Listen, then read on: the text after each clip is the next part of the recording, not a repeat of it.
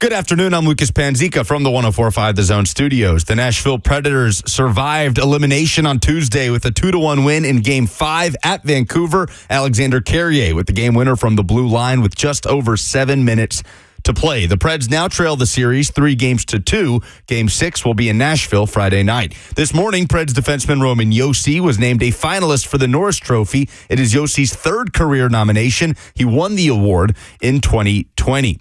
Tonight in the NHL postseason, the Golden Knights are at the Stars, a 6:30 puck drop. That Western Conference first-round series tied 2 games apiece. And then at 9 p.m., the Kings at the Oilers. Edmonton trying to wrap it up in Game 5. Winner of that series plays the winner between Preds and Canucks. Tonight in the NBA, starting off in the East, 6:30, Heat at Celtics. Boston leads at 3-1. And then at 9 in the West, Mavericks are at the Clippers. Series is tied 2-2. For all your foundation repairs and waterproofing needs, visit USSTN.com. Breaking news at once on your home for the Titans and Vols. This is 104.5 The Zone.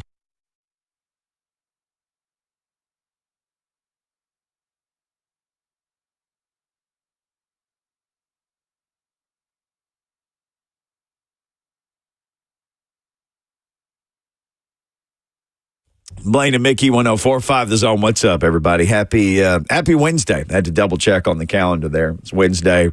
Anybody else tired? Stay up and watch the Preds. Blaine did it the right way. Just tape it. Just tape it. Watch it in its entirety. I just checked the ESPN app when I woke up. I just late in there, man.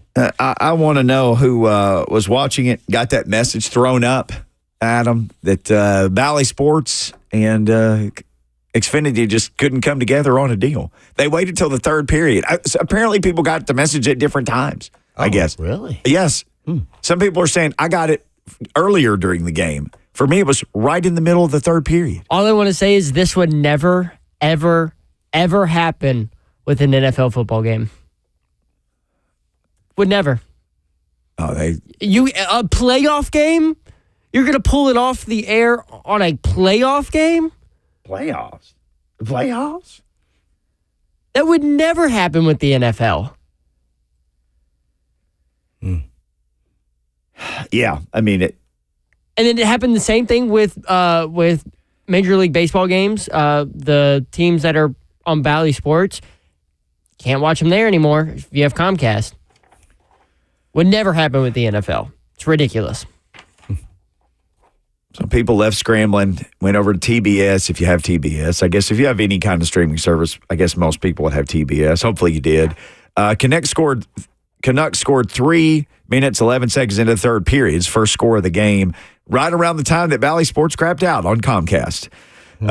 So people left scrambling away from the local broadcast, which I'm always going to pick local, man, always. Flipped over to TBS, saw the Preds get goals from Josi and Carrier for the win. Game 6 is Friday at the Stone.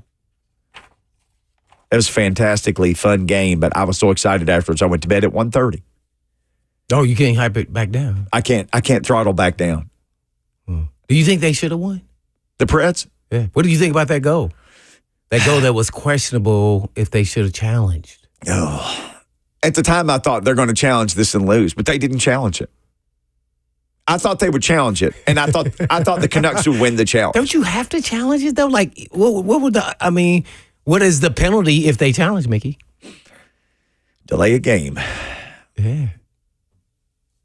So, I don't know, man, because, we were talking in the green room, Bananas was right on point, because if they lose a series, which I don't think they will, but if they do, it's always a possibility, everybody's going to look back to that.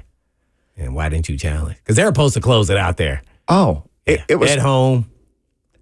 Watching that game felt like watching when the Titans went down to Miami last year. Do you remember, like, all the pregame was focused on Miami, like it was a big coming out party? The Dolphins offense was going to be on and that's TV. why I thought the Titans were going to win. Yes. Because that's not how the NFL works. If they're pubbing up everybody, whoa. Guess what? Those players are watching. And all NFL is about is give me that extra edge so I can whoop your you-know-what. Yep. Y'all talking about everybody except us. Okay. I think that's what the Predators did. Like, nobody thinks we can win now. No. Shoot, let's just go win. Like you said, nobody scored anything till the third period. Yeah. And the Canucks had scored, the previous 2 games on their first shot. Right. So once that didn't happen, it's like, okay, let's just see what happens from here. Yeah. But Saros, I won't say he played great, but he played great at times when they needed him the most. Yep. So I thought that was cool. But he still, you get to see, just because he doesn't have the enormous size, they had that one goal. It was a great shot. I can't remember the guy's name, but over his head, that was a tough one there. The 5, 10, 11 guy, that's not happening to the 6'4" and up guy. I was like, dang, it's like he had to know that beforehand that he was going to try that shot. No way. Then he just zipped through everybody. I was like, oh, he's fast. Where's the speed at? Sportsnet, I guess, is like a big Canadian sports account, tweeted this last night. The Canucks' 92 shots on goal are the second fewest in NHL history through the first 5 games of a series. They're just smothering them. Yeah. They're doing a good job. So, man, hopefully they get some home cooking on Friday. We don't know the time, do we? Or do we? Do we know the time yet? What time? I don't think the time has been officially released. It'll probably be between 6 and 7 TBD-ish. Yeah, still TBD. Most of the games have been, most of the 2 Nashville games, I believe, started at 6 o'clock and then 4 o'clock. The Saturday game was like 6, 6:30, and then the Sunday game was at 4. Yeah, I predict it's going to be at 9. It's Friday. Yeah. And actually, I think that's a good thing. What is going on Friday? Morgan Wallen concert? Exactly. Yeah. The so install? Let's start it later. The install, yes. So let them get it there going. If not, it's going to be a nightmare. A nightmare downtown. We're gonna see Bananas down there directing traffic. Friday night will be one of those nights that you have to live here to experience, where it's like, you better walk. Everything is going on. Wear comfortable shoes. Everything is going to be going on Friday. If I was a station, I'd be outside. Say, hey, man, we charge $50 per car to park here. Oh, yes. And people would pay it. They pay, yeah. They pay Absolutely anything. They would. Morgan Wallen concert goers would you could name your price and they'd pay it to park. Oh, man. That's how you get cooking. Right there. Yeah, you paying for, some of this, trash service that we get in here. It is actually empty today, though. Last week's trash is finally gone. You brought this up to me. You're asking me what would you have done, and I said, man, I don't know. Just knowing how close the game is, to give up the delay of game and the penalty, to give up the short man advantage to the Preds for 2 minutes, and you said, well, I listened to a podcast of 2 guys from Vancouver who argued about it for a half hour. Yeah, what was on the press side? Their guys were arguing. Guys. Yeah, he's like, no way. The other guys, oh no, it was definitely an interference. I mean, I was like, oh my, this is interesting. I felt like you for a quick brief second there. I was listening to him because I kept going like, okay, where is this going to end? What's going to happen? Somebody's going to make a decision. They could never decide. So if they had challenged it, the goal would have stood, and they challenged it, and they lost the challenge. The goal would have stood, and there would have been a penalty. The Preds get power play. Yeah. So yeah, that's what we said. The opportunity to kill that momentum from the Predators in the case that it would be overturned. Like, wouldn't you want to take that away, because you want to win that game, Game 5 at home, finish out the series, and move on to the next round. Yeah. Well, it sounds easy, right? I know it does. Easy from sitting here, but you're also saying we'll be Chardonnay. I mean, you're going through all these scenarios, and then if they gave up, I should have challenged. I mean, these are the things going through a coach. Sitting here on the backside is easy. It's just no different than we watching the Titans and say, oh, why'd you call that play? You should have called this. Right. I mean, it's easy thinking to be couch hero, but man, that's thinking about the call. percentages of the power play. I mean, the Preds had scored only on 1 power play before this game. And that was the very first power play of the series. Yeah, they had gone 15 straight without scoring. That's why it's called the playoffs. I know. Bananas, because it's unpredictable. You just don't know. You can go with all the analytics and all that stuff. It doesn't matter. It's a field momentum deal. It's a call for the coach, and that's why they get paid the big bucks. It's easy to sit here and dissect and say that, but I don't know. Man, that's a tough one there. You still know you had 2 more games in pocket that you had a chance to still beat them. You also had a chance to win it at home. See? What are they saying? I was trying to find the quote from Rick Tocchet. He said, if we're down 2-1, then maybe I'd challenge, but it's 50-50 at that point. See? We just looked at it. I don't know what the NHL would do on that one. I don't. So if I don't know 100%, it's a 1-1 game. We thought about it, but I thought it was 50-50 personally. Roman Yossi said, I'm sure they took a look at it. I tried to go around the goalie. The puck somehow just laid there. I don't know what happened after that. I just laid there. I saw that it went in. That's all that matters. Yeah, oh, man. It popped up, man. So what would you have done, Mickey? If you're the Vancouver Cup, what would you do? Here's what I thought in real time, because at that time I got all my emotions going. Right. The play ends. Yossi's laying on top of the guy. The TBS announcers, because by that time I'd had to abandon Comcast Bally.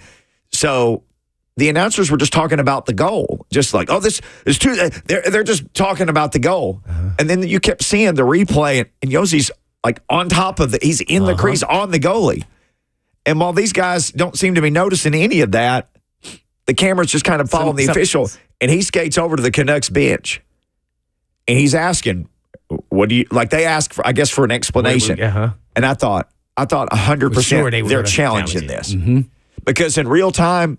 I think I would have challenged it. Yeah. I would have just said, hey, we like Banana said, we're killing their penalty. There's no way. If we can stop them, let's stop them like this. Because the Preds don't seem to get the benefit of the doubt on a lot of those things. Maybe they he doesn't know that. That's the history there. That's what I mean. But I thought 100% they're going to call this thing back. Thought they would. And I was looking at Twitter and everybody's like, go there. Yeah, everybody's happy. I would have challenged it if I was him. In a moment. Heath may have an explanation of this Bally Sports thing. Let's bring in Heath, 615-737-1045. What's up, Heath? Heath, you there? Hello? Yeah. Welcome to the show, Heath. Hey, how you doing? Yeah, good. Good to hear your voice. We're doing awesome. Yeah, man, absolutely. Shout out to my boy Ron Slay. We ex-teammates on the Music City Players, practice at Procom. But I wanted to talk to you, man. Yeah, dude. Absolutely, man. I love that he's on the show. So I'm at my apartment. I have my feet propped up, man. My boots are up on the card table. We've got pool table. The apartment has it set up nicely, man. I've got the Preds game on.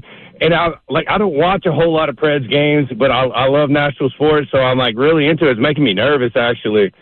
And I'm in the third period, and all of a sudden the screen pops up that you guys were talking about. And I tried to call in like about 1 billion times to the dumbest thing in sports on the Buck show earlier, and it popped up, and it called out Bally Sports so hard. It said the owner of Bally Sports is in bankruptcy proceedings, and we have offered them multiple options to continue in their networks. They have declined each one.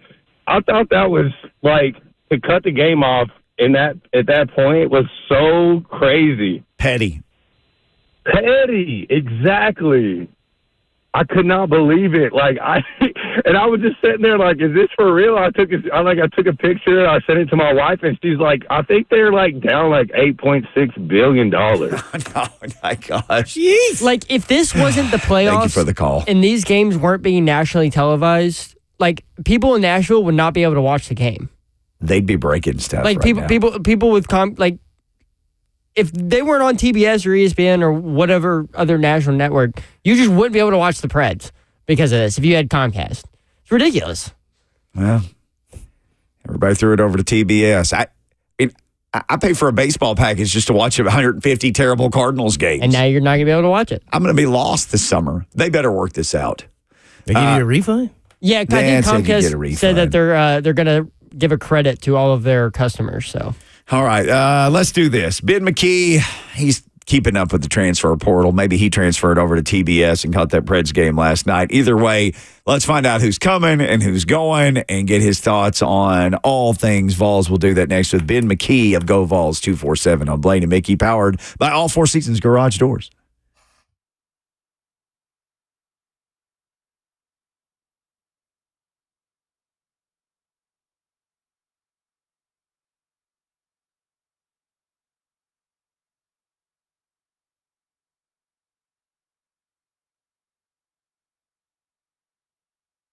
That won't go on air, will it?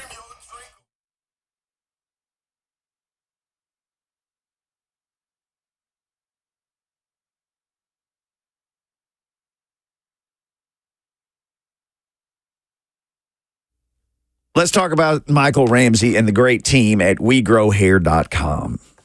It's one of the few, like, truth in advertising places, literally the name of the place. You used to know them as PAI. Now We Grow Hair, WeGrowHair.com. That's the website. My man JT, when he was around here, we used to joke about that all the time because their website's always been that, WeGrowHair.com. He said, I just call the whole thing that because that's what they do for people. They grow hair.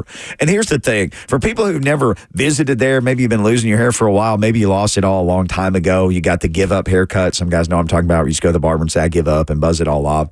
Maybe you've never gone there and you don't understand, like, they said it's your own hair growing. How does that happen? It's basically like a farming situation. They take the area where you got a lot of hair and they move some to where you have less hair. It's pretty amazing. It's the best science in the business, and they can explain that. But if you're just losing your hair, maybe something as simple as laser light therapy. You just sit there under a laser light, may get you where you want to go. You can't know, though, unless you go, though. So go to WeGrowHair.com or call them right now, 615-376-6010. Get your own hair growing on your own head and look like you want to look again with WeGrowHair.com.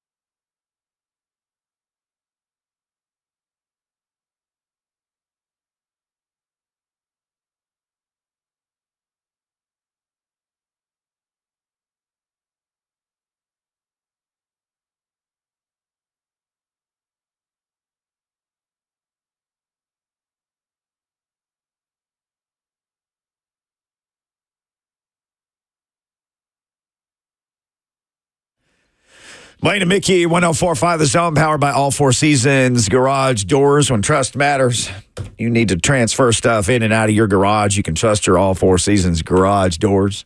You got people transferring in and out of the University of Tennessee. You call one guy to find out what's going on, Ben McKee, who joins us now. Big Ben, at Ben McKee 14. Ben, I'll ask you this, just a non-Vols or sports-related question. Taco Bell keeps advertising these tacos during our show, and it's like a chicken taco, but they cook it with the cheese, and it sticks to the outside. It looks delicious. What is the Ben McKee Taco Bell drive-through order after like a long night of you and Wes Rucker, covering a Vols basketball game, then making a podcast, then on the way home? What's your go-to order? Ooh, I may get shamed for this, but I'm very simple. I am a basic taco man. I'm 4 beef tacos, and that's it. And I love the Baja Blast. I'm going more for the Baja Blast than I am the Mexican food. Not that I dislike Mexican food because I eat Taco Bell, but I'm very simple. That may be an unpopular take because I know people are very particular with their Taco Bell orders, but just give me 4 beef tacos regular, and I'm good to go. I just can't believe you can choke down a Baja Blast at 1:30 in the morning and go to sleep before 6 in the morning. That's you have a special set of skills, my friend. No, that just means I have 2 kids under 2. God bless you. That's what that is. Oh, my gosh. God bless you for sure. All right. What's the latest on the TP comings and goings? I guess we can start with Igor Milicic. Yeah, a really nice pickup for Tennessee. You kind of can't talk about Igor without also talking about Kay Tyson from over there at Belmont, who eventually picked North Carolina recently within the last couple of days. I think that was Sunday or so. To me, it was either or. I think Tennessee was perfectly fine with either. They would have been happy to have had Kay Tyson and happy to have landed Igor Milicic Jr. I do think that Tennessee could have put the foot to the pedal with Kay Tyson maybe a little bit more than people realize, because I think that Kay Tyson and Tennessee hit it off really, really well. But ultimately, I think Tennessee liked what Igor Milicic provides from a scoring perspective and an all-around offensive game and size at 6'10" and maybe a little more position versatility.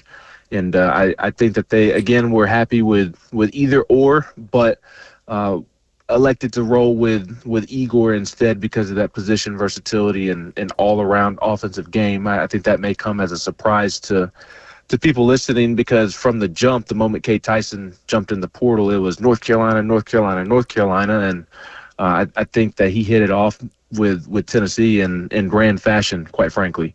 And Tennessee could have pushed a little bit harder there if they chose to, but elected to bring in Igor Milicic, and they're very excited about that because he can do a lot of things at 6'10" and play that 4 position. I think he'll pair nicely with Felix Akpara, the transfer center from Ohio State. Igor can really shoot it. He can, and he's not just a spot up shooter. He's not standing in the corner and wait until the basketball gets swung to him. He can score it in a lot of different ways.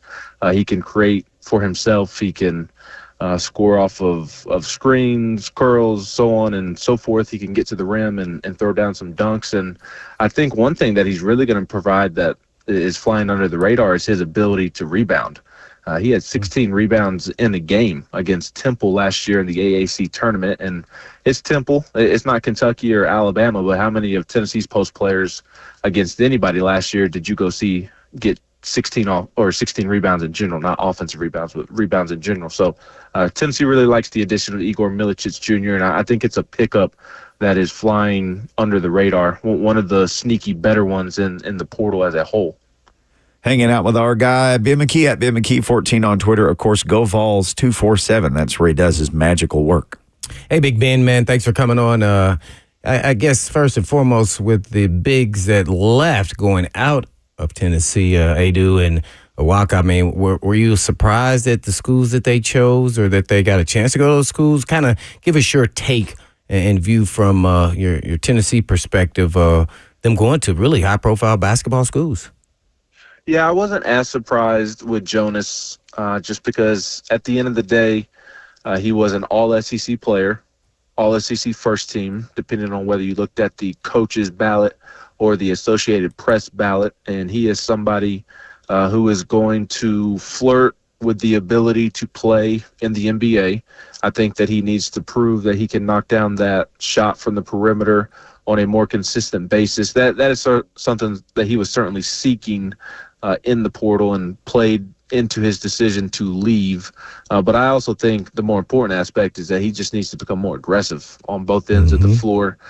Too timid at times. Again, I think Jonas is a really good basketball player, but when it mattered most, he didn't show up for Tennessee late in the season. Those last 3 games of the season against Texas, Creighton, and Purdue in the NCAA tournament. So I think he needs to take a step forward there, but a really good basketball player, and he gets a fresh start at Arkansas that had ample opportunities, obviously, for playing time, and seems like they are very they have a lot of energy on the NIL front, and I think that was a good option for Jonas in that regard as well, on top of the ample amount of playing time. So not as surprised with Jonas as I was Tobe Awaka, just because with Tobe, it seemed to be very much cut and dry of him maybe wanting to get closer to home on top of seeking more playing time. So maybe things changed for him in terms of what went into his decision once he got into the decision-making process.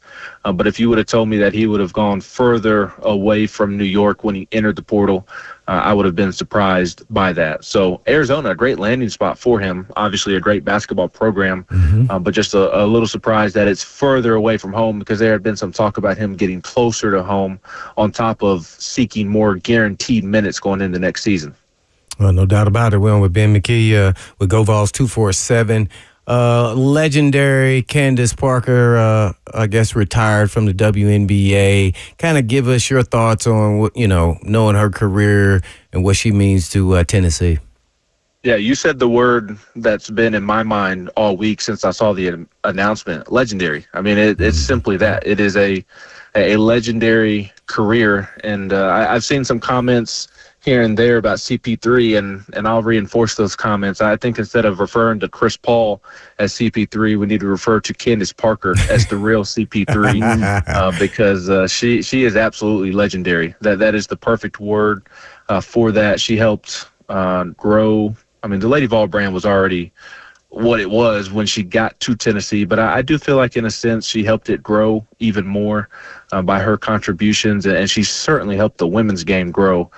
Continue to grow at the college level, and I think really helped it grow at the professional level. And I think she helped the WNBA really, really take off. And so not only is she a legend for what she did at Tennessee and how she helped the game grow at the next level professionally, but she was just a terrific basketball player. I mean, she did everything that you wanted from a basketball player, and at her size made it even more special with how athletic she was, and her ability to score, and her ability to defend, and the passion in which she played for, and the leadership qualities that she provided. She is one of the all-time great athletes in American sports, I feel like, and certainly one of the greatest athletes, if not the greatest, to ever play at the University of Tennessee. So that was cool. I grew up watching Candace Parker. I was in middle school when she was rocking and rolling at Tennessee, and I can vividly remember watching her play at Tennessee with my mom. So that brings back good memories from my childhood, and again, just simply a legendary career. Well, no doubt about it. Ben McKee with GoVols247. Ben, what did you think about the draft landing spots for Jalen Wright, who goes in the 4th round to Miami, and Joe Milton, who goes to New England in the 6th, and Kamal Hadden 6th also to Kansas City? Yeah, I think Jalen Wright and Kamal Hadden is pretty cut and dry. I think those are two great landing spots. Jalen Wright went a little later than I think everybody expected him to go, and I'm sure he was very disappointed in that, and he even voiced quite the tweet, voicing his frustrations about where he ended up. But I hope that he can, as the dust settles, just appreciate the blessing that was falling, because I think it's more important to land in a good situation than maybe get drafted in the 4th round instead of the 3rd round. Again, we're talking about maybe a round to 2 round difference in terms of where he could have possibly gotten drafted. It's not like we're talking about a difference in the 1st round and the 7th round, something that drastic. So I hope that he can recognize that that the best part, like, yeah, although it stunk that he fell to the 4th round, but it proved to be what's best for him, I think, because he landed in as good of a situation as I think that he could have landed in. I think what the Dolphins are going to be able to do with him in that offense and the way that he's going to be surrounded by other dynamic athletes, I think that's just going to open the field more for him to make plays with his speed and offensive versatility. And I just think he's going to be absolutely tremendous in that Dolphins offense. I think that goes without saying. And then the Kansas City Chiefs, that speaks for itself there with Kamal Hadden. The one that's the more interesting conversation, and the one that you can actually have a conversation about, I guess, is Joe Milton. Because on one hand, I wasn't all that surprised by where he got drafted. Yeah. That's not necessarily where the conversation lies with me. It's more about the fit. And on one hand, my initial reaction was like, okay, well, the Patriots drafted him. If the Patriots drafted him, that must mean something significant. But then you remember, Bill Belichick's not there anymore. Should we continue to say that, oh, it's the Patriots, and give them the benefit of the doubt for their draft picks and so on and so forth? And then you also remember, well, they did hire somebody that was under the Bill Belichick tree and very much knows the Patriot way, so to speak. And for Tennessee fans, it's very cool because it's a former Vol and Gerard Mayo, and a lot of Tennessee people are very excited to see Gerard get his opportunity that was only a matter of time before he got it. So I find that part fascinating, that it was the Patriots, given the transformation that organization is going through right now. And then you also then get into the fact that they drafted Drake May number 3 overall. And I think that can be a blessing, and I think it can be a curse, because if it hits for Drake May, like a lot of people think it will, then obviously Joe is probably never going to see the field in New England. But hey, there's also a guarantee that there's never a guarantee with a rookie quarterback that he's going to work out. So if Joe puts in the work behind the scenes and it doesn't work out with Drake May, then maybe he's able to slide in there and take advantage of the opportunities that Drake May wasn't able to take advantage of, and the ability to potentially be a franchise quarterback. If it doesn't work out for Drake May, maybe that opportunity presents itself for Joe Milton if he puts in the work over the next couple of years. So I found that part fascinating as well, as I know a lot of people did. And ideally, I think you'd like to go learn behind a veteran quarterback. But again, I just really hit home on you just never know with a rookie quarterback. So it may seem not so great in the moment that they took Drake May, but you just never know. So continue to put the work in, and maybe the chips may fall in your way, and then take advantage of it once you get that opportunity. Hanging out with our guy, Ben McKee, at Ben McKee 14. Go Vols 247. Well, Ben, I guess, what did you think about some of the undrafted players there? I think D. Williams, Small, McCullough, Castle. I maybe missed some guys, but you can kind of go through those guys. And are they in some good spots where they'll get some opportunities? Because, just getting in camp, been to the right place, right time, stay healthy, continue to pound the wave. Worst case scenario, maybe you're on the practice squad. If not, maybe you back into the roster.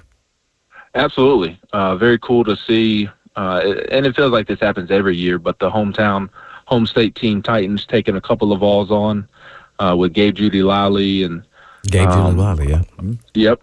Yeah. So, and Jabari Small, as you mentioned. So that's always cool. I don't have the complete list in front of me, but you have guys like Jacob Warren going to the Patriots. Oh, yeah. To me, the one that stands out is McCollum Castles going to the Eagles. I think he was the guy that maybe could have got drafted there at the end of the draft and been a 4th selection for Tennessee, but it ends up working out for him, because once you do get into that 6th and 7th round, I mean, you want to get drafted because it's getting drafted at the end of the day, right?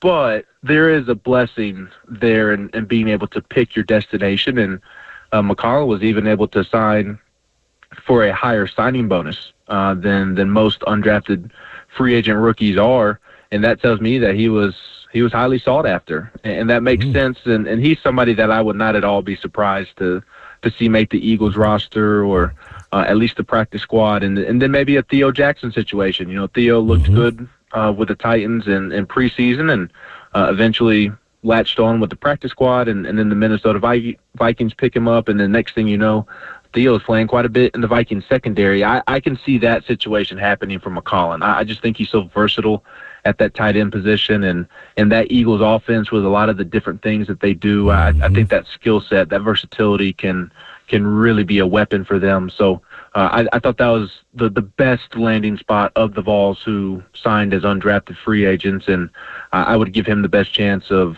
making a roster or a practice squad because of that versatility in that offense. Yeah, I completely agree with that one there, that observation. Well, a guy next year who everybody's talking, he's top 10, maybe even number 1 with a weak quarterback draft. Pierce Jr., what do you think? I mean, is this a possibility that he will be number 1 pick from Tennessee overall in the NFL draft? Give me your odds on what you think if that's going to happen. Well, first, I would encourage you to whisper about talking about somebody other than Mr. Sanders being the number 1 overall pick, because Prime might try to get y'all shut down here on the radio. Hyping up somebody other than his son. Yeah. But, no, I mean, I think it's a great chance. Good point. We'll see what ends up happening with the quarterbacks. Again, there's no obvious answers. Like, everybody pretty much knew after last year's draft concluded that it was going to be Caleb Williams, number 1 overall. And you had some other guys burst onto the scene. I do not recall Jaden Daniels being projected as a number 2 overall pick this time last year. Michael Penix Jr. certainly was not projected to go as high as he went this season. Drake May has always been in the conversation, but there's no obvious answers at the quarterback position for next year's draft, which I think bolsters James Pierce Jr.'s ability and potential to be that number 1 overall pick. I mean, I think unless like he gets into any kind of trouble or has a serious injury, I mean, I think you can say today that he's a lock to be a top 10, top 15 pick, because I don't think the season that he had last year was any type of fluke. I mean, the young man is just a freak athlete, and he is everything that you want as an edge rusher if you are a professional team. And it feels like he's not even come close to scratching the surface of the player that he can be. It feels like he's just now tapping in to the raw potential that he's always had. So I think the sky is the limit for James Pierce Jr. I mean, I think he's a guy that can go to the next level and be a multiple year Pro Bowl guy. I mean, I think he is the cornerstone of a defense for a decade type of guy. So I think you can safely say today, unless something unforeseen happens, I think you can lock him in as a guaranteed top 10 pick right now, and that's the safe bet currently. But you're seeing a lot of mock drafts project him number 1 overall, and I think rightfully so, because again, he plays a premier position that is just absolutely valued at the next level, and he's just tapping into his potential. So I think there's a great chance of him going number 1 overall, especially if he can replicate what he did this past season. And it would be a huge upset if he didn't replicate what he did this past season. He's just too talented not to. McKee. Been fantastic stuff, man. We know you're busy. You got a Taco Bell run to make for 4 delicious plain tacos and a huge Baja Blast. So we'll let you get to your lunch. And thanks for the time. We'll catch up again soon. At McKee14 on Twitter, of course, always at GoVols247. Thank you, sir. Appreciate it. Yes. Thank y'all. Y'all aren't helping with the dad bod situation, making me crave Taco Bell. But I guess I'll forgive y'all, and I hope y'all have a great rest of your week. Hey, just tweet us a picture of it so we can live vicariously through you. Appreciate y'all. Yes, sir. Always great catching up with our man, Ben McKee. Love doing that, and I'm sure we'll catch up with him again soon. All right, there's all these undrafted guys who are getting signed to NFL contracts right now. The draft happens right, and then the undrafted guys get drafted. There's an amazing story out of Denver about a young man who got signed, who is a wide receiver. If you can hear the sound of my voice, you have a minimum of 5 more receiving yards than this guy. I will explain it next. Blaine and Mickey, powered by All Four Seasons Garage Doors.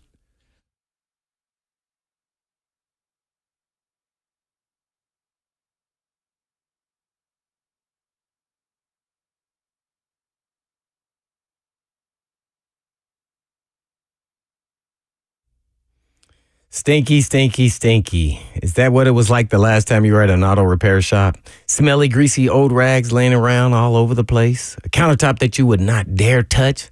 Another thing that stinks is the repair shops that keep your car forever. They're not honest, and they don't call you back when they say they will.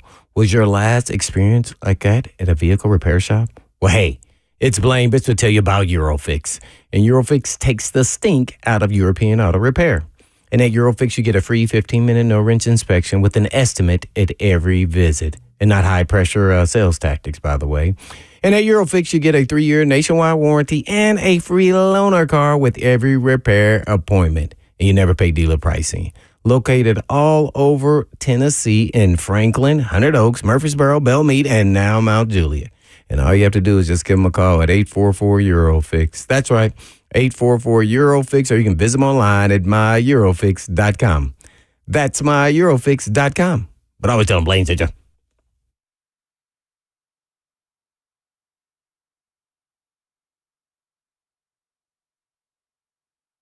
So many people trust Two Rivers Ford. Football players, working moms, business owners. Why? Because Two Rivers Ford has been doing business with integrity for decades. Two Rivers Ford, the South's most trusted Ford dealer.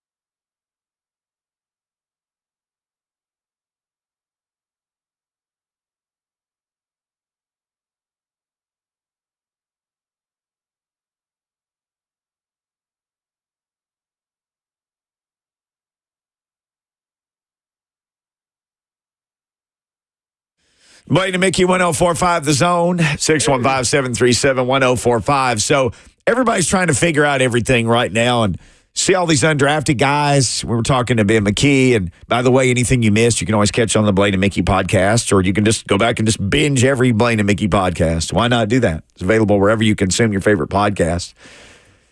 We're talking about Gabe Judy Lally signing here and Jabari Small with the Titans. But everybody's looking for their opportunity. So there's a wide receiver who was at Alabama State for 6 years. He got signed by the Broncos, B.J. West. He is listed at 5'8", 142. No, undrafted, right? Undrafted. Oh, cool. Signed as an undrafted guy. 5'8", 142. People are saying that would be the lightest, tied for the lightest person ever to play, if he were to make it, to ever play in an NFL game. Do we know who that person was? There was a guy named Nolan Supernat Smith who played for the Chiefs. He was like 5'2". He played a couple of years as a kick returner. He may have even been on their Super Bowl champion What year was that? team in 69, 68, 69, 70, right around in there. He wore number 1. So, according to Wikipedia, Brandon Banks is the lightest active player was the lightest active player in the league at 149. What position did he play? He was wide receiver too. He played wide receiver and return specialist. This was he was born in 1987. He actually played for the Toronto Argonauts in 2022. Melo's hometown team. That's just, he said, go Argos the other day. Nolan Smith played at Tennessee State. He was listed at 5'6", 155, so I'm sorry. He was a giant compared to this guy, weight-wise. He was a giant. This dude played 6 years at Alabama State. This guy who's getting his opportunity. I know he was killing it there then. He had 2 catches in his career. He's listed as a receiver. No. One was for -1 yard. The other was for -4. He had 2 catches for -5 yards in his career. Okay, so what was his 6 years? How did he get a catch? What was his measurables? Camp?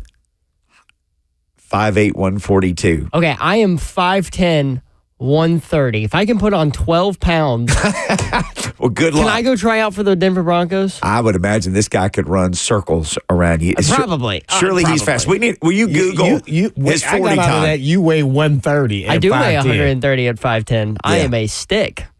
B.J. West. Oh, my. B.J. West has... They don't call me Banana just because of my last name. I'm as skinny as one, too. -5 yards receiving in his career as a receiver. Oh, man. He has no carries, so they didn't... We'll just run him on reverses. He's a returner. He has some return stats. Wow. He has 6... If this is right, I'm looking at the Alabama State Hornets page. He has 6 kick returns. All came this year. He must have scored on all of them. On none of them. Okay. His long was 30 yards. And he has 5 punt returns in his career. They all came in 2020. He has 2 tackles in his career. Oddly enough, he has a tackle for loss. He has more defensive yards lost than he does offensive yards gained. So he's a special teamer? I don't. Maybe he played cornerback for a minute. I don't. He has a tackle for loss for 12 yards. Does it say what his hometown is? I'm going to make sure I have the right guy. Is he from Ohio? Yes. Okay. Cleveland Heights, Ohio. I found his huddle page from high school, and it has his 40-yard dash on there. 4.35 in high school. That's almost impossible. Like nobody in high school. Do people in high school run a 4.35? Like the fastest people. You get faster as you get older, right? You know, the coaches can kind of cook those watches. Click. I mean, oh man, you're 4.3. What was his highlights? What you can watch those and tell us what he looks like after we keep talking about him. But I just was he injured a lot or something? I don't understand how he got into camp. You know how many people ask me how to get in camp, and I go get an agent. This is why that story stood out to me. I was like, what? Because you said people always reach out to you. My nephew played college football. What do I need to do to get him into camp? And you said, I just tell them all, get him an agent. Agents get people in camp. This guy's the best agent in the world. Oh, I wonder who his agent is. All right, y'all want his high school stats? I'll tell you this. Oh, 'Cause no. he doesn't- If they better be whopping off the charts, So- man. I will tell you this. In college, he was there 6 years. It's documented on their page. He played 12 total games in 6 years. All right, this is his This is high a real school- thing on earth that is happening right now. I'm assuming Maybe they that- called the wrong guy. I'm assuming this is from his senior I wonder if year. there's another person named same name. So I almost have to wonder that. he rushed the ball 10 times for 115 yards. He averaged 11.5 yards per carry, and he scored a pair of touchdowns. He caught 27 passes for 518 yards, which is 19.1 yards per catch, and had 6 receiving touchdowns. He returned kicks, 5 for 127, averaged 25.4 yards per return, and had 2 of them for touchdown, including a long of 74 yards. I'm pretty sure that was his senior year of high school. I hope that's his senior year, not his full 4-year stats. This is the wildest thing I've ever seen. There are productive players at major colleges that go undrafted and don't get an opportunity. All I can think of is this. Somebody went to see this dude, they worked him out. Maybe they watched his limited film. You could have watched it all in over a lunch break while you ate a peanut butter sandwich. He only played in 12 games. Maybe they thought this little dude is so small, we're going to put him in this new kickoff formation, and you won't even see him because there'll be a guy right in front of you because everybody's close to each other. And by the time you find him, he's going to be trucking it down the field. I think NFL teams are so desperate to find ways to exploit rules, which I would be. Let's just bring this guy in. We can cut him tomorrow if it's not right. Man, that's a We need to find out who his that's agent a is. I don't know, man. Maybe they got him confused. Their names is the same as somebody else, man. Maybe need to Google that because this is getting real laughable. Maybe he Okay. ran a fast 40 Hold or up. something. So there's an NBA player named, or an NBA prospect named BJ West out of New Mexico State. Oh, well, I don't know. I don't think there's another. Maybe they were looking for the next Antonio Gates. man, he must have ran a 4-2-0 or something when they came there, man, because this don't even sound nowhere near a route. All right, we're going to continue to investigate this. Man. We need to find out What's his name again? BJ West. BJ West. BJ West. Wow. Good for him. I can't even find that he had a pro day here. They probably had to go to a bigger school to have one. What HBCU had They had their own combine. Remember, we watched it. Yeah. They were in a parking lot somewhere. No, that they were in the backup, like where they opened up the garages, like a facility. Yes. And they were out there doing them there. But they did the actual 40s inside. That's where they did the drills, were outside on turf. It doesn't even have his full name in his bio. He's just BJ. The B stands for B and the J stands for J. All right, we stand for B and N, Blaine and Mickey, and we'll be right back. Hour number 2 coming up, including in-house visit from the one and only Jordan Dajani. But when we come back, H-Town went H-Town on the Titans. We'll tell you next.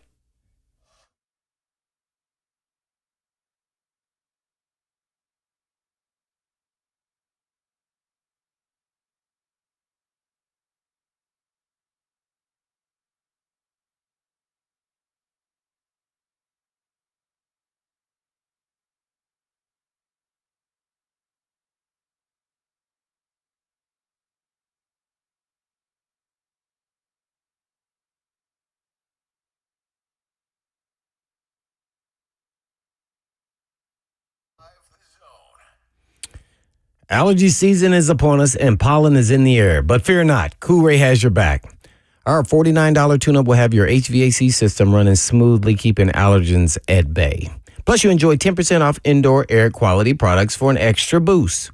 So are you ready to say goodbye to your old HVAC system? Well, with Coolray, it's out with the old and in with the new. And we'll even give you $1,000 for your old system when you upgrade with us. That's right, we'll pay you to breathe easier. So with Tennessee's unpredictable weather, it's crucial to be prepared. That's where your whole home generators come in.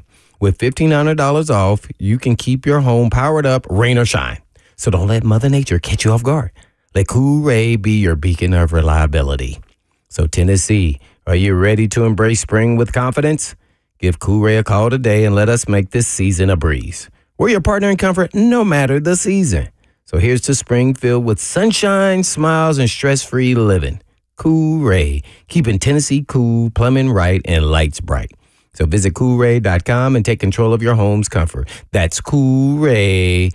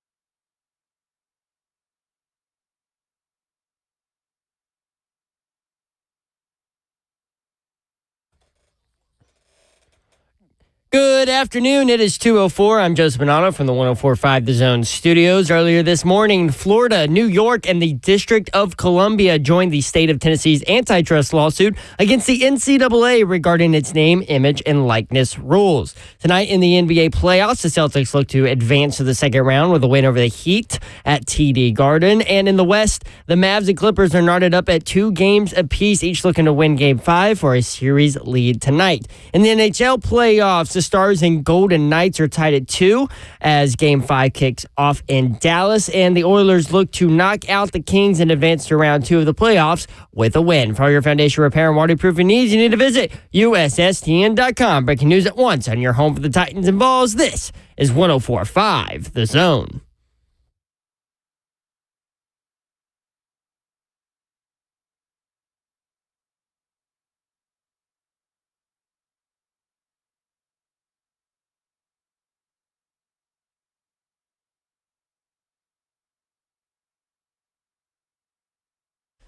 Blaine and McKee 1045 The Zone. What's up, everybody?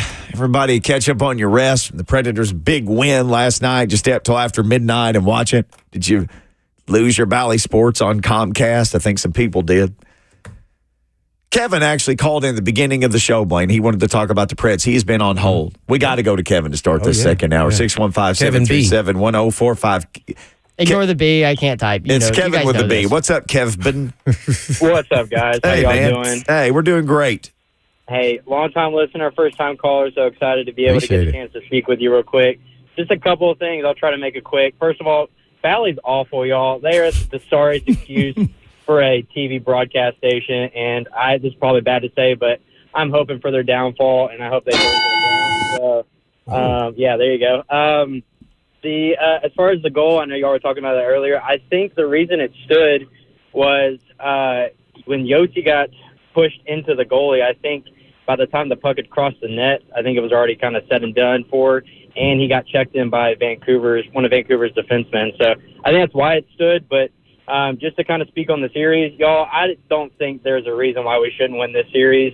I mean, Vancouver's on their third-string goalie at this point right now, so if we don't win, that's pretty sorry and sad. Although, great advancement by the team just with the expectations that were set for them this year. But, Tennessee sports teams are going to do Tennessee sports teams things. So I'm ready for heartbreak, too, if that happens. But thanks, guys, for your time, and I'll hang up and listen. Kevin, thank you for the phone call. Kevin. First-time caller. Hey, thank you. Taylor H. says, dang, Kevin, persistence, resilience, relentless. It's like a Mel Kiper draft description. Tremendous tremendiosity. Do we know what Jason wants? He's on there, but there's no memo. Yeah, he had called in earlier, but then he dropped off. He wants to talk about the helmet stuff with the NFL, where the mesh things that they can wear on the outside. Okay, well let's roll with it. And Ezekiel Elliott. Well, let's just do it all. Jason is here to just roll through some stuff. Then I'll tell you the H-Town story. What's up, Jason? Hey guys. I've been on hold trying to get this for the past couple of weeks, but my truck's kind of loud, so I had to kind of go off the past couple of days. But I wanted to talk about, I guess, because a lot of it was some of it was dumbest thing in sports, but I want to start with the DWI with Sweat. I think a lot of people, just like Blaine was saying, just didn't check their references, man. They just thought, oh, well, he was the DWI, like, we're not going to put our time in him, and I think the Titans got to steal with him. I wanted to say a stat for the Preds. 32 times in the playoff series, a team has come back from 3-1 deficit. The Predators are going to be the 33rd team. They're going to be the 33rd team. I think Jerry Jones is an idiot for picking Zeke back up to the Cowboys. Drake was him trying to do a rap battle against Kendrick Lamar. That was a bad idea. And the last thing I wanted to talk about was the cushion helmets. So, okay, I understand we want to protect the players' heads with the helmets. But what don't make sense to me is all the weight that's going to be on top of their heads. Now they're going to worry about their neck getting injured. There's like a bunch of bobbleheads out there in the NFL. All right, Jason. Yeah, he's talking about the Guardian caps. When you get home in the evening when there's training camp and you watch the Titans highlights on your favorite, TV network or whatever, you see the guys have these soft-looking pillows wrapped around their helmets. And they said you can wear it in the game if you want to wear it now. Do you think anybody will do it? Athletes, they don't like change. I'm sure it's going to be a handful of guys on each team probably. I don't know. I don't think skill guys are going to be the guys. I think it's going to be more the linemen. Yeah. So I think some guys are going to use it. I don't know. I think a lot of guys, if you talk, they had never, I don't think they like wearing them, but they understand why they do in practice. Yep. The game is a different story, so that'll be interesting to see. Because if a lot of guys feel like that it is helping them, it'll get around the league, and players will talk to other players like, hey, man, you should wear that. Especially guys who are hitting every single play. There's no way around it when you're an offensive, defensive lineman. So those are the guys who are having the most contact on a regular basis every down, which is just crazy to just think about. Now, you don't get running head starts, but you are very massive human beings that have a lot of force and power that in a 2-yard window, man, you can produce a lot of power. Yep. I don't think people, because they just see two big guys kind of come out of their stances and bump into each other. Yeah, come on, sumo wrestlers, and they go, boom. Except the average person has no idea the torque and the force that they hit each other with. And this is, so if you have 57 plays or 67 as offensive linemen, think about like Tennessee. They will run 85, 90 plays. Oh, yeah. My back hurts just thinking about that. I mean, at least in the NFL, you run less plays. If you're a Titans, you really have run less plays the last few years. Well, offensively, the defensive guys ran a lot of plays. They sure did. Yeah, I never cared for that. Defensive guys out there a lot. And we were. You were a defensive guy in an Oilers uniform for a big chunk of your career. And if you guys remember this last year, I know you two remember because we talked about it, but people listening, the Houston Cougars basically ripped off the Oilers uniform. They had a Cougars uniform that looked like the Houston Oilers uniform. And the NFL called it blatant copying of the Oilers throwback jerseys. The school basically made legal demands to discontinue all sales of merchandise, remove any promotional campaign or social media posts that feature the popular light blue or Columbia blue with red stripe color scheme and design. The NFL basically ceased and desisted Houston over the look-alike uniforms. The University of Houston. The University of Houston. So here we go. The athletic director for Houston did an interview with the Houston Chronicle and got asked about the uniforms. And here's the quote. "We're doing it. They're bringing them back." He said, "We've reviewed everything and come to the conclusion that we are going to proceed." They have informed the NFL of their decision and have not heard a response. He said, "We're giving them 2 or 3 weeks to respond." His name is Chris Pezman. Pezman, like Pez. He said, "We're waiting on a response to see if we get one. We literally have a story we can share about how the city uses that color. This isn't a reach. This is a layup. We have a very defensible position." They're challenging the shield over the uniforms. Because it wasn't the Titans that it was had the the season. NFL. It was the That's NFL. what I kept trying to tell people.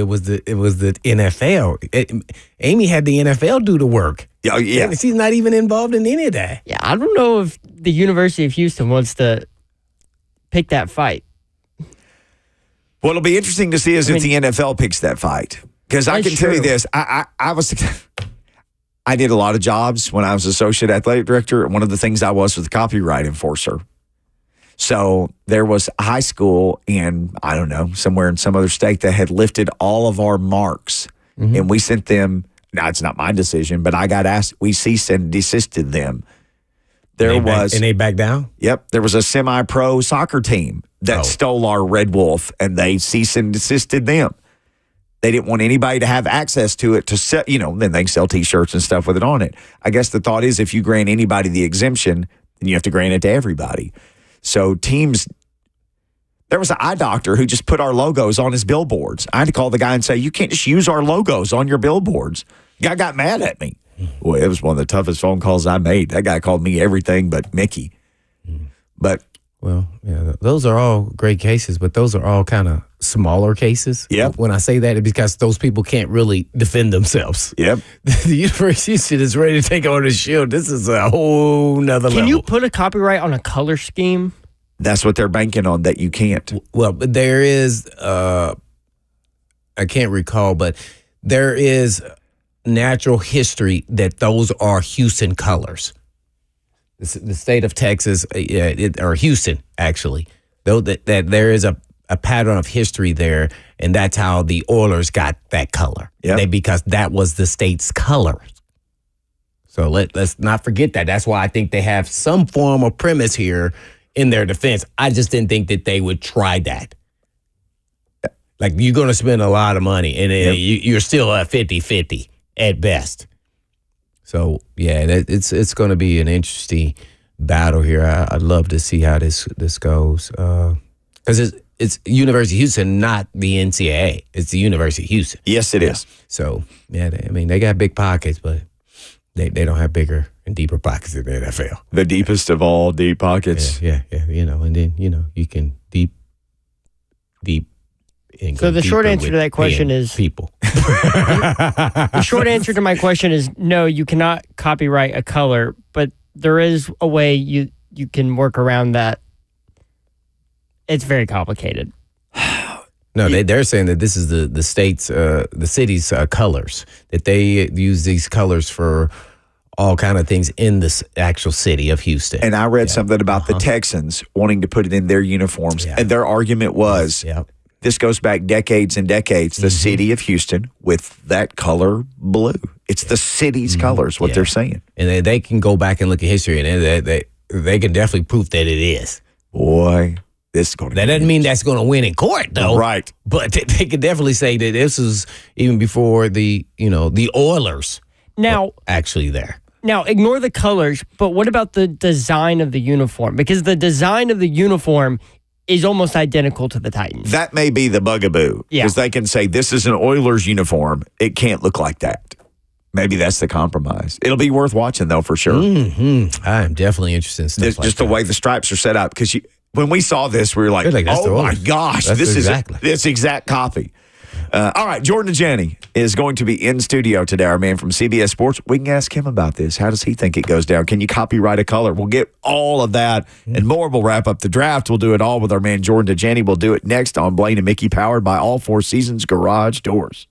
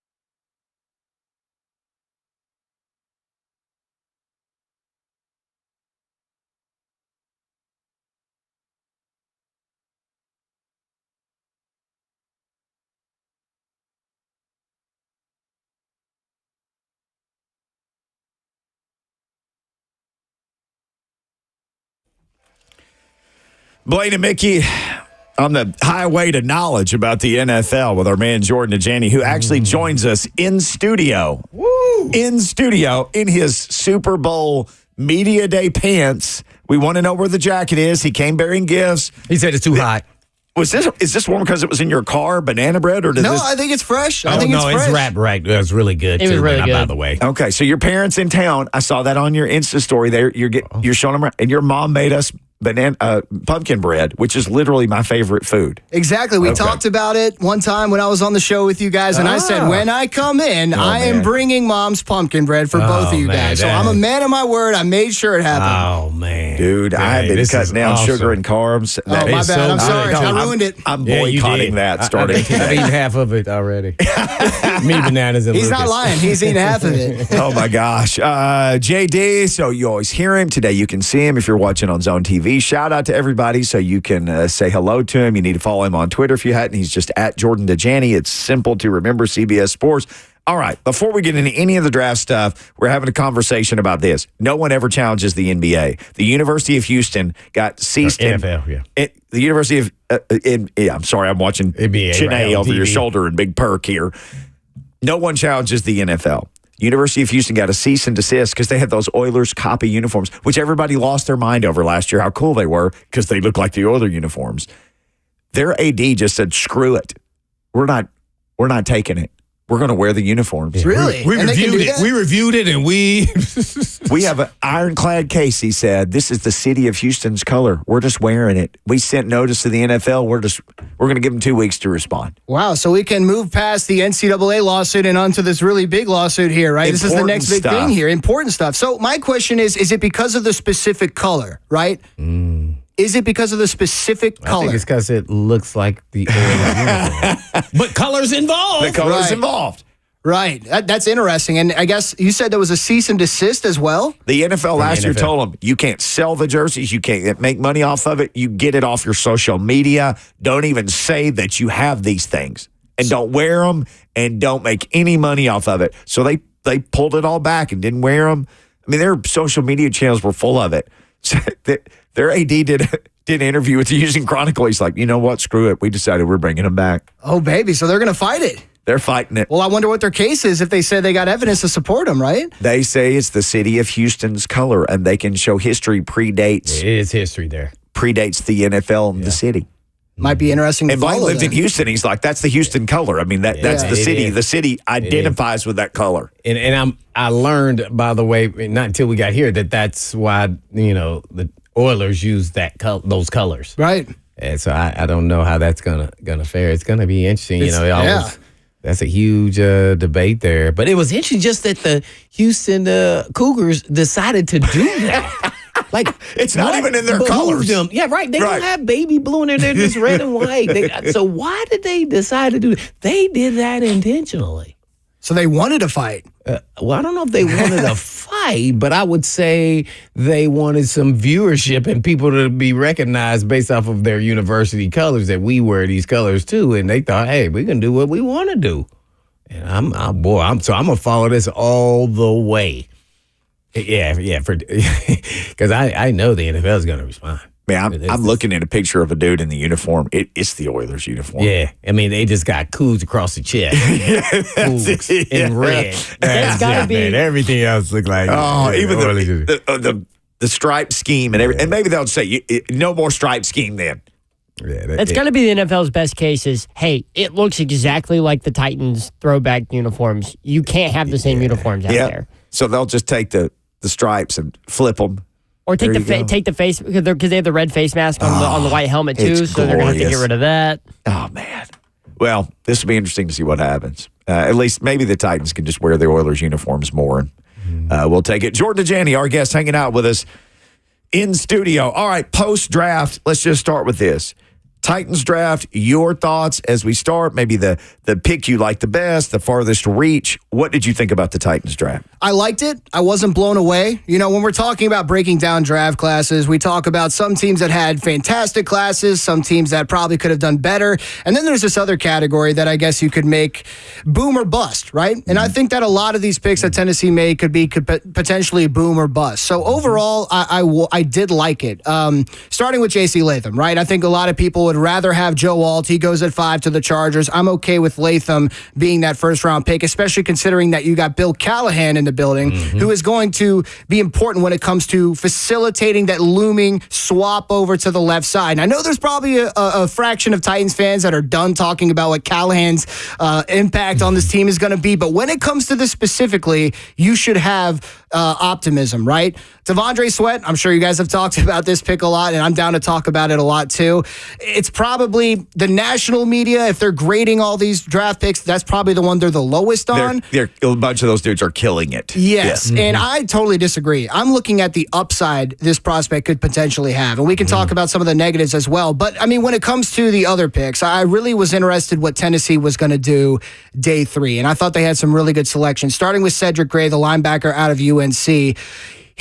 When I watched him in my notes, I put down that he desperately wants to be where the action is. He wants to be that guy. And some guys forecasted him as maybe a weak side backer chasing the action, but I really like what he brings to the table. And by the way, the T'Vondre Sweat pick, that affects him as well, because when you got a space eater with him and Jeffrey Simmons, that makes life easier at the second level with your linebackers. That's the Ravens, yeah. And for Kenneth Murray as well.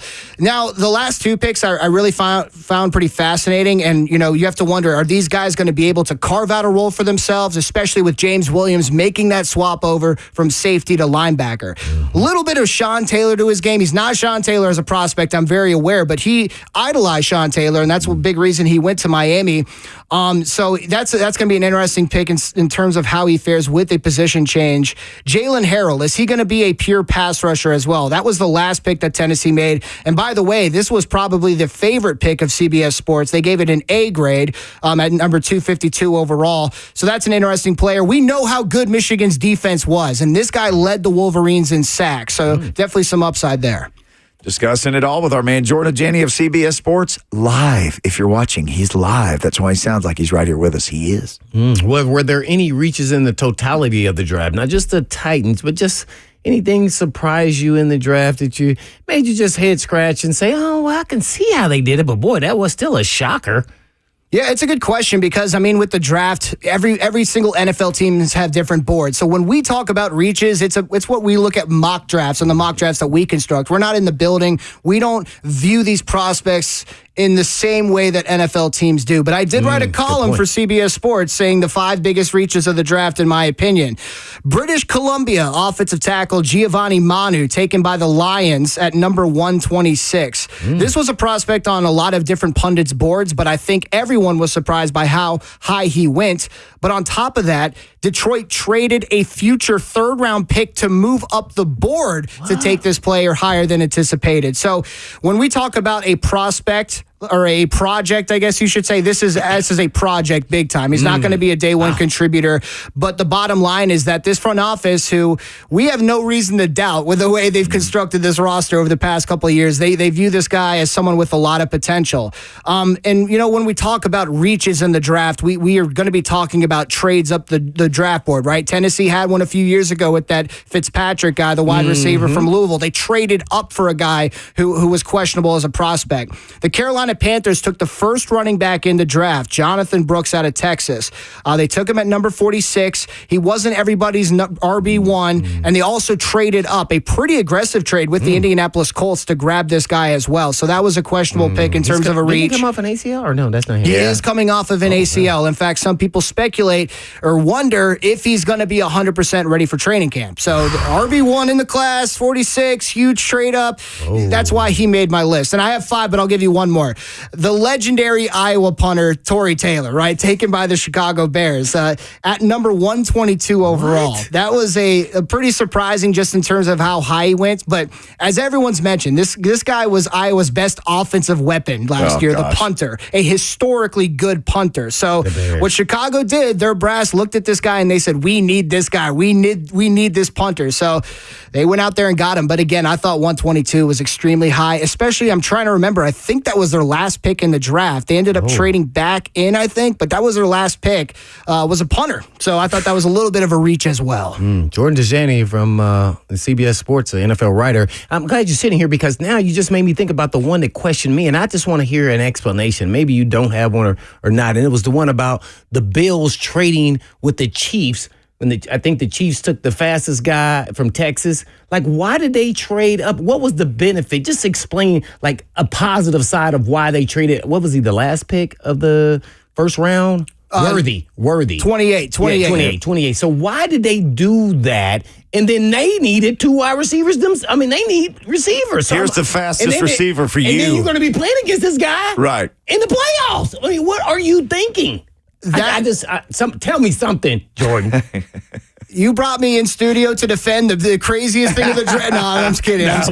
But give me some. It has to be something. Maybe you didn't want to give the guy a 5-year contract, and you want to be in for. I don't know. I got to hear something. So what I'm typing away furiously right now, I'm trying to find the trade compensation because that's part of the deal as well. So Buffalo traded their first, 4th, 7th round selections to Kansas City for their 1st, 3rd, and 7th. So a lot of swapping going on there. But to your point, that was one of the biggest surprises of a surprise-filled first round of the draft, right? Your chief rival, no pun intended, trading down and giving the Chiefs, who could be someone like their next Tyreek Hill or Deshaun Jackson or whoever it may be. Yeah. Now, Xavier Worthy as a prospect, he was no one's wide receiver one, right? But he does field some unfair comparisons to a guy like John Ross, the player whose record he broke on the 40-yard dash. Trying to come back. Xavier Worthy is a more well-rounded player than that. Yeah. And in fact, I thought, he weighed in lighter than I wanted him to be at the combine. I don't remember what exactly that weight was, but of course that storyline fell to the wayside when he breaks the record for running the fastest. But this was a guy, 2-time first-team All-Big 12 player, also led the conference in receiving yards and receiving touchdowns during his collegiate career. So this guy is more well-rounded than a John Ross, and the Buffalo Bills gift him to the Kansas City Chiefs. That was one of the biggest surprises. I don't know how to really defend it. I can defend Michael Penix Jr. going to the Falcons maybe a little better. Next one. So, because that's been a big discussion. I actually kind of understood it. I was surprised, but at the same time, because I liked him as a prospect, I understand you're looking at next year's draft and you're saying if Cousins isn't ready quite even this year, we don't know his health, coming off an Achilles. It's really a 2-year deal, with guaranteeing him $100 million. So, and we don't know what 3 years from now, what the draft class will look like. I wouldn't think they were going to take him, but then when they took him, you try to look at, well, why did they? And then I can kind of say that. What would you say? Were you stunned? So that's a good question. I know the Raiders were because they thought they were going to get him. Yes, exactly. There was reportedly at least 3 teams trying to trade up into that top 10 to acquire Michael Penix Jr. That shows you how these NFL teams viewed this prospect. He was someone that they were a little high on behind the scenes, and I can put myself in there as well. I won some good money on his draft position to be drafted in the first round. It was set at 32.5, and this guy goes number 8. So I wish I would have. Well, I don't gamble, but I really like. I said he's the best natural thrower in this draft. Yes. He was born a thrower. When he came out of the womb, this guy can throw. I mean, it's just so natural and pure. It was kind of like, wow, he was throwing them on a dime. Almost talent. Like with his eyes closed. Yep.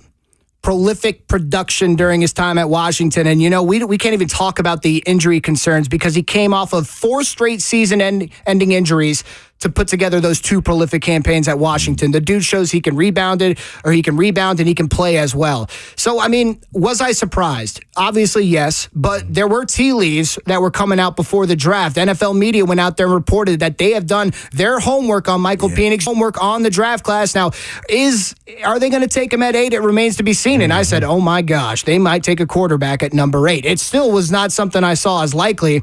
But, here's the thing. It'd be easy for me to come in here and just bash the pick. That's what everyone's doing, right? So I actually wrote a column for CBS looking at the pros and cons of what exactly this pick does. So the first two are the ones that I really like. I mean, first of all, the reason they selected this guy is that they've got their quarterbacks solidified for the future, right? We know that Kirk Cousins is not going to play forever. As you mentioned, he's coming off of that injury as well. Achilles. How many years is he going to play? Let's put a number on it, right? 2 years. I think mine's 2. My guess is 2 years, and he's still going to get that guaranteed money. But if we're talking about a legitimate QB1 output, it's probably 2 years, right? And I understand that Michael Penix Jr. is an older prospect, but that leads me to my main point. The Falcons doing their homework on this prospect, they believe that he is going to be a franchise quarterback. They believe that he can be that QB1. And when you find a prospect like that, you're going to take him. And that's what I think they did. That's why they did their homework, and I think that's the conclusion they came to.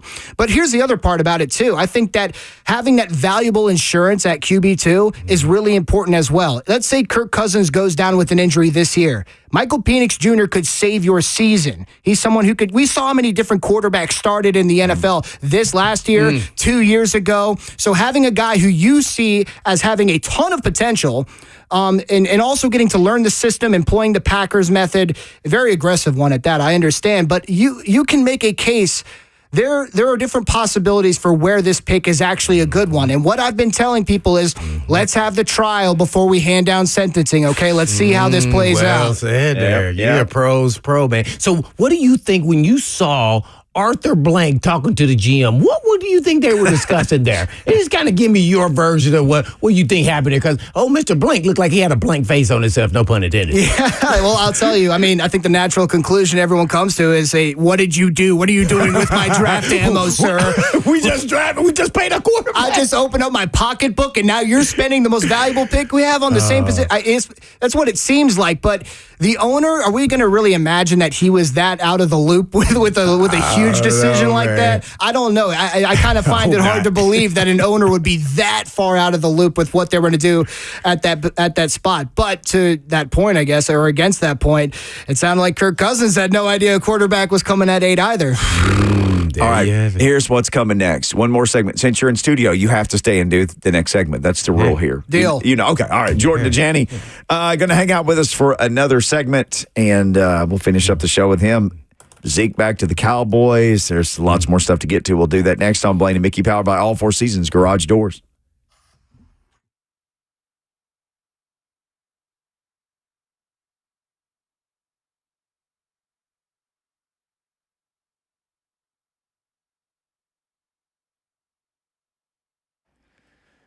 All right, these NBA playoffs are rocking and rolling. They've tipped off. They're going, and listen, even though they've tipped off, it's not too late for you to get on all the action with FanDuel. That's because right now new customers can get $150 in bonus bets with any winning $5 bets. That's $150 you can use however you want to. Maybe you like same game parlays. You're ready to go. Maybe it's live bets. You like that excitement.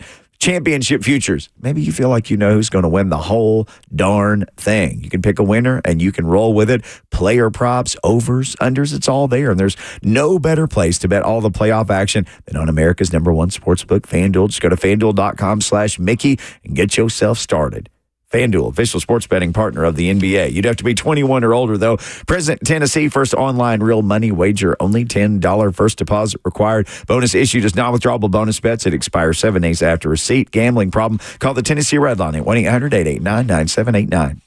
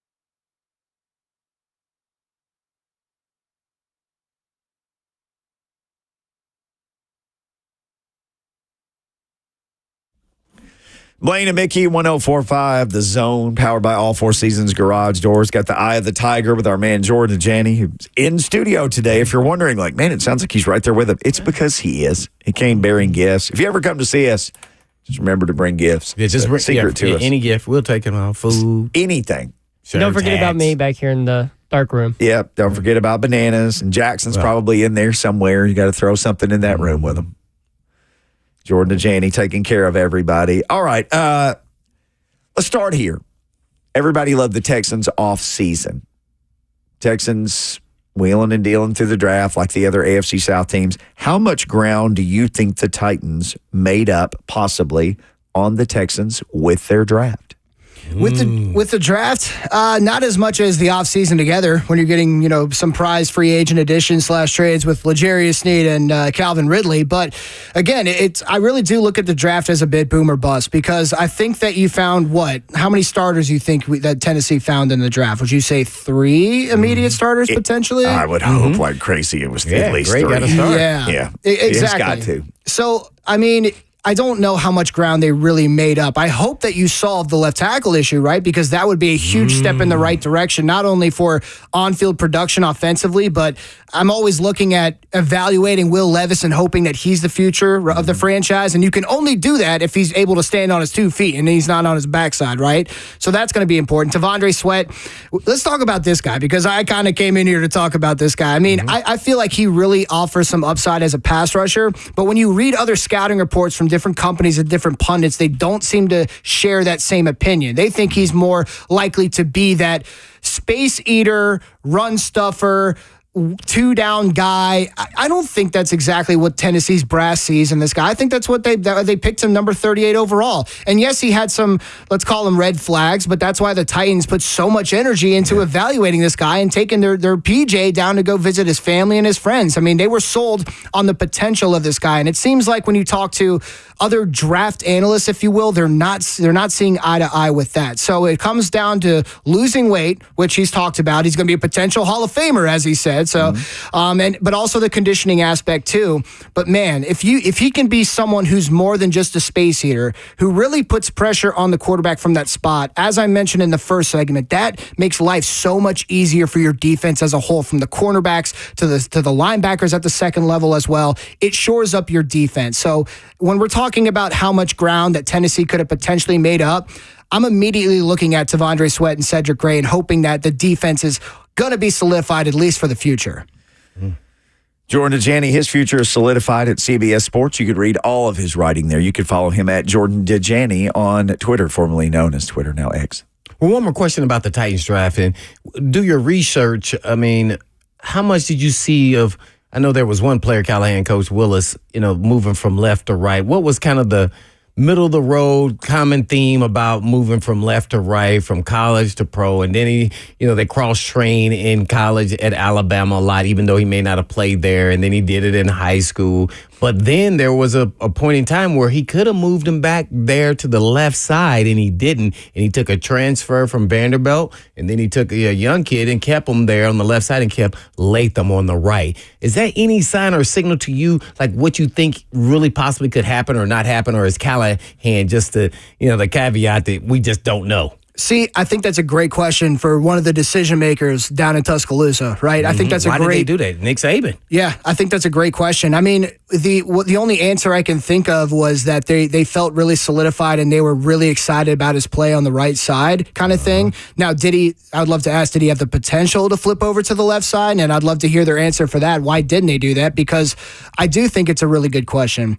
And one thing that I didn't like hearing from the Titans brass, in their post-draft press conference, where they almost left the door open, like he could go back to the right side. Yeah, they did. Yeah, that might have been just a little bit of a PR error, right? Maybe not exactly how they're thinking, at least hopefully, right? Yep. Because they should come out very confidently saying he is a left tackle. We see him as a left tackle. There is no doubt that he can make the transition from the coaching staff we have in the building to his intangibles as a prospect. This guy has his future on the left side. That's what they're supposed to say, right? But to your point, I think it's a really, really good question because you're right. Alabama could have moved him over to the left side, but they didn't. After Neal graduated, exactly. And then they could have moved him back, and they didn't. And that's what I found through my research. And I'm like, wow, it's interesting. Saban, the best ever, decided, no, you just stay there. We'll take a transfer and then eventually play a freshman, in front of him on the backside. And you do need 2 tackles. Don't get me wrong. I'm a little bit old school. I kind of like the mean, nasty guy on the right side and like the dancing bear on the left side. So I just kind of like it that way. You can move your ends, pass rushers, and they're going to try to find the weak link. Whatever it may be. Some guys match up with other guys better. It doesn't even matter how great you are. You just match up with them. It just, so it was always going to be interesting because I think that's going to detail Rand Carthon's future here, and it's going to ride on J.C. Latham. And, by the way, Coach Callahan, the offensive, O-line coach. Yeah. Jordan, got about a minute left. Real quickly, thoughts on 18 games, which if you listen to the show, Blaine has been saying for over 4 years that they're going to play 18 games and then 20. It's going to happen. It's going to happen. There's no doubt about it. Now, the question is, when does it happen, right? Yeah. Because we do have a CBA that we're under that's running through at least a few more years now. So how does the NFL exactly finagle its way around that and figuring that issue? But as soon as we get to that new CBA, at the very latest, that's exactly when it's going to go in. And, in fact, I'd even put my money on sooner. But, again, I don't know exactly what goes into making that change because it's very technical and it's written down into contracts. It changes a lot of different aspects with the NFL as well. So it's going to happen. Yeah, just a matter sooner or later. I think 2027 is when the CBA, but I don't know if they put some clause in there where they can make adjustments and the NFLPA has to have, some form of approval about maybe getting something else that maybe benefits the players as well. I don't know that. And, then that increases TV revenue so they can redo those contracts. And they showed that the last time when they had the TV revenue or the new deal that they could even get out of those contracts if they increased the number of games. So, it's just something really close. And I think he's setting the seed now. That's what he's doing right now. The sheriff, Roger. Coach Goodell. Yeah, Coach Goodell. He's coaching the public to get ready for this. Making $50 million. All right, the music means we got to go. What's coming up on CBSSports.com people need to be looking for? Yeah, still trying to figure that out. I'm coming down from the whole NFL draft thing. We got a lot of great coverage when it comes to breaking down the classes, ranking the classes. Information for undrafted free agents is out there as well. So CBSSports.com, definitely check it out. There you go. He's going to come in the studio more. We're going to make him. 3HL coming up next. They got a big show for you. But we got to go, gentlemen. But you know what happens next. But in the meantime, in between time, peace.